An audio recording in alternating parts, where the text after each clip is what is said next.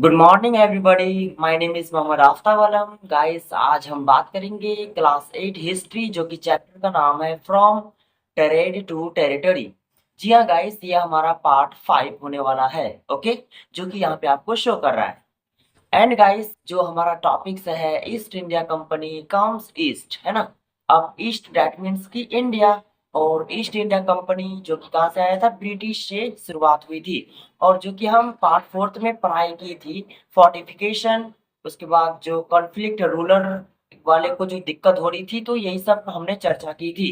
अब हम बात करेंगे पार्ट 5 में कि अब हम क्या पढ़ेंगे। ओके, एंड फोर्टिफिकेशन क्या होता है आपको पता है।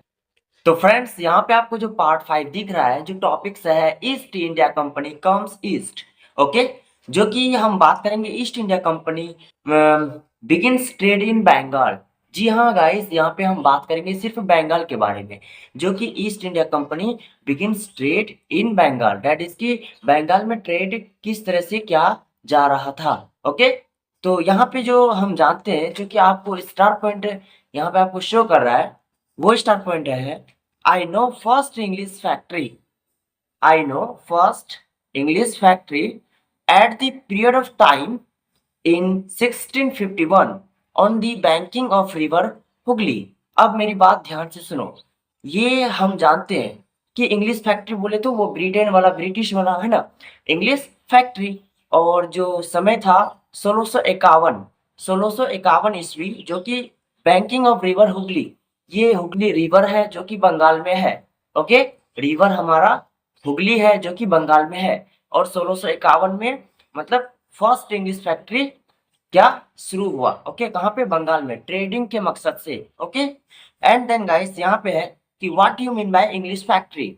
यहाँ पे इंग्लिश फैक्ट्री का मतलब क्या है, इंग्लिश फैक्ट्री क्या कहने की कोशिश कर रहा है, इंग्लिश फैक्ट्री एक्चुअल में है क्या, तो हम यही यहाँ पे ये चीज जानते हैं। ओके, तो इंग्लिश फैक्ट्री का मतलब होता है, the English factory means in a simple word factors, है ना। इंग्लिश फैक्ट्री का जो सिंपल वर्ड होता है वो फैक्टर्स होता है। एंड ऑल्सो कंपनीज ट्रेड, है ना, ट्रेडर ऑपरेटेड। ओके, तो गाइस यहाँ पे मैं बात करूं कि अब फैक्टर्स, फैक्टर्स और फैक्ट्री क्या होता है, तो ये सब भी हम जानेंगे। लेकिन अगर मैं एग्जांपल लूं, फैक्ट्री, फैक्ट्री में क्या क्या आ जाता है, जैसे कि वेयर हाउस आ जाएगा, जो कि गुड्स, सामान वगैरह जो रखते हैं जहाँ पे ना, उसी को हम क्या बोलते हैं, वेयर हाउस बोलते हैं। एंड ऑफिसेस जो कि ऑपरेटेड करते हैं फैक्ट्री में, क्या कहाँ पे कितने सामान बिके, कितने चीज, मतलब हर एक गुड्स का ऑपरेटेड करना, डेट इज की, मान लो आप कंपनी चला रहे हो तो आपका कोई ऑफिस होगा ना, तो ऑफिस में हर एक चीज को क्या करते हैं, ऑपरेटेड करते हैं, है ना। एंड वेयर हाउस बोले तो सामान गुड्स को रखना, जहाँ पे हम सामान गुड्स को रखते हैं उसको हम क्या बोलते हैं, वेयर हाउस बोलते हैं। ओके, अब मेरी बात ध्यान से सुनिएगा।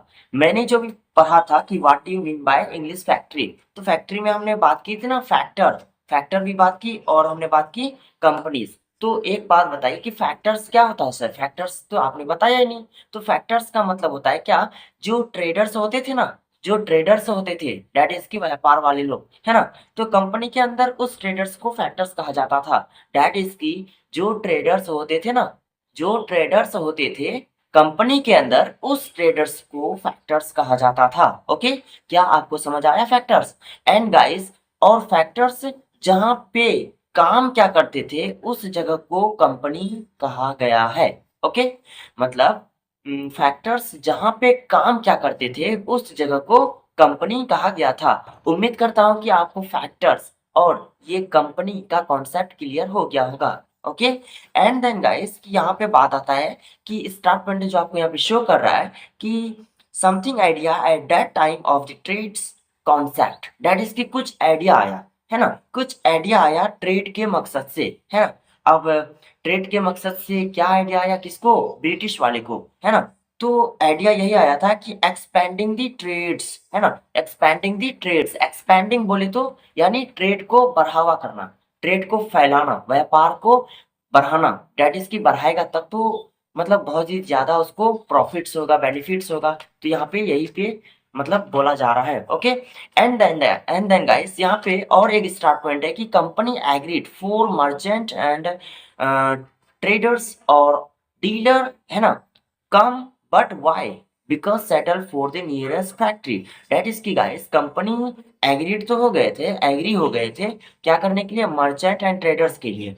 अब मान लो ना यहाँ पे क्या होता था कि जब वो बंगाल में क्या किए, अपना फैक्ट्री को इंक्रीज करना शुरू कर दिए, तो अब क्या करेंगे ना कि थोड़ी मतलब और सब जो ट्रेडर्स मर्चेंट वाले लोग जो होते थे ना, तो उसको बहला फुसला करके अपने नियरेस्ट में सेटल होने बोलते थे। नियरेस्ट में सेटल होने इसलिए बोलते थे ताकि वो मर्चेंट ट्रेडर्स वाले क्या करें, ईस्ट इंडिया कंपनी से अपना गुड्स खरीदे, सामान खरीदे और इसको ज्यादा मुनाफा हो, बेनिफिट्स हो। तो सेटल होने क्यों बोलते थे नियरेस्ट में? नियरेस्ट का मतलब होता है बगल। क्यों बोलते थे? क्योंकि उसको बेनिफिट्स हो, मुनाफा हो, है ना। एंड गाइस जो आपको यहाँ पे स्टार पॉइंट जो शो हो रहा है, तो एट दिस एरिया विलेज, जो कि आपका एरिया विलेज है, जो कि नाम है सुतानुती, उसके बाद गोविंदापुर एंड कालिकाता, बाय नोविन bribe the Mughals officials, and in 1671 the company obtained, gained or developed जमींदार rights over above village area। Guys यहाँ पे यही बोला जा रहा है कि जो हमारा एरिया, जो विलेज है, गांव है ना, तो गांव था, जो कि गांव का नाम है सुतानुती, गोविंदापुर एंड कालिकाता। कालिकाता बोले तो जो कि अभी हमारा लेटेस्ट में बोलते हैं ना कोलकाता, है ना, कोलकाता, तो डेट इज की पहले कालिकाता था। ओके।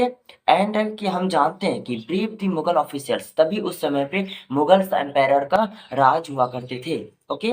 एंड गाइस यहाँ पे बोल रहा है कि इन 1671 the company obtained, gained और developed जमींदार rights over above the village area।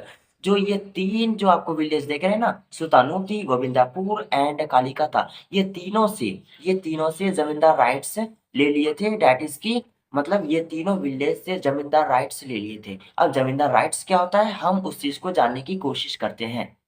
जमींदार राइट्स का मतलब होता है right to collect to tax, है ना, right to collect tax.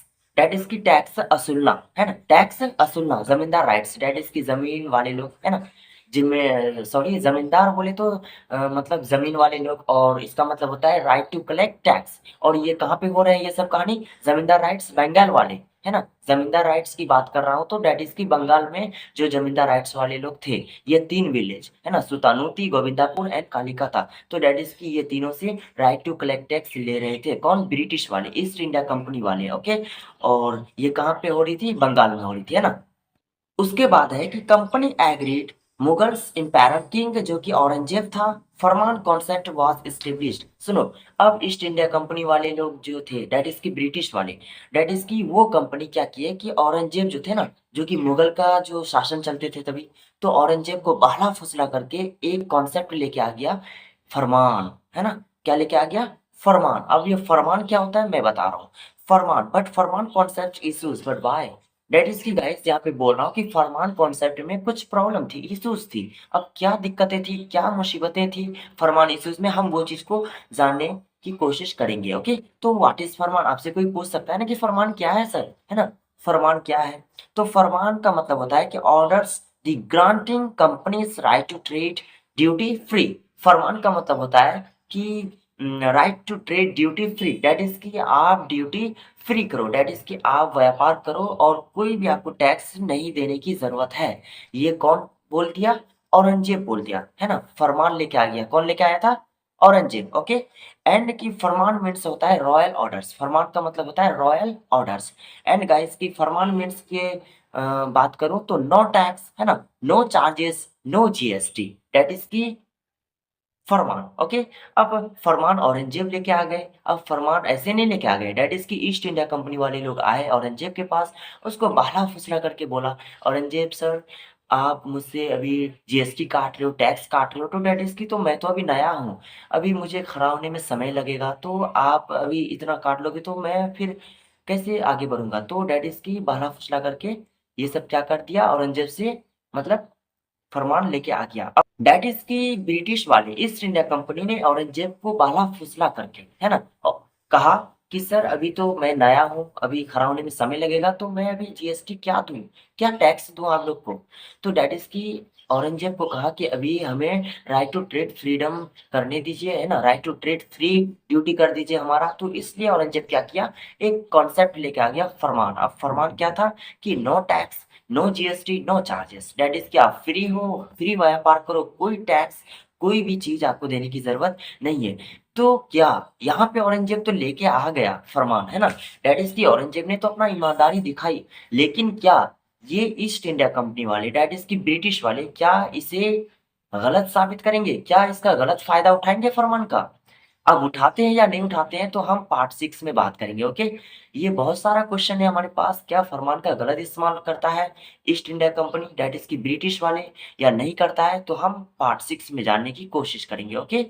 And friends कि आपको और एक बात बता दूँ, यहाँ पे अभी बैटर्स दैट इज़ कि रूलर्स के मकसद से ईस्ट इंडिया कंपनी, ब्रिटिश वाली कंपनी अभी नहीं आया है। दैट इज़ कि ये ईस्ट इंडिया कंपनी यानी ब्रिटिश कंपनी जो अभी यहाँ पे है, तो दैट इज़ कि ट्रेड के मकसद से है, ओके? अभी ट्रेड में वो मुनाफ़ा चाहता है, प्रॉफ़िट चाहता है, ओके? और वो नियरेस्ट सेटलमेंट जो करवाया था ना, क्यों करवा रहा था? ट्रेडर्स, मर्चेंट को अपने कंपनी के आस-पास क्यों करवा रहा था? वो इसलिए करवा रहा था ताकि उसकी कंपनी को ज़्यादा प्रॉफ़िट्स हो, ज़्यादा सामान खरीदे, है ना? बहुत ज़्यादा प्रॉफ़िट्स हो और आगे बढ़ सके, इसलिए ओके? एंड गाइस अभी बेटर्स या रूलर के मकसद से ब्रिटिश वाले दैट इज़ कि ईस्ट इंडिया कंपनी वाले यहाँ बंगाल में जो है ना भारत में, तो दैट इज़ कि वो मकसद से नहीं है, दैट इज़ कि अभी ये मकसद से है कि अभी हम ट्रेड को कैसे आगे बढ़ाएँ, ट्रेड व्यापार को कैसे हम इंक्रीज़ करें, okay? That's clear and guys अब हम जानेंगे कि फरमान का वो गलत इस्तेमाल करता है या नहीं करता है, हम पार्ट 6 में जानेंगे, ओके? एंड गाइस वीडियो को कर दीजिए शेयर एंड चैनल पर पहली बार आए तो चैनल को कर दीजिए सब्सक्राइब एंड लाइक।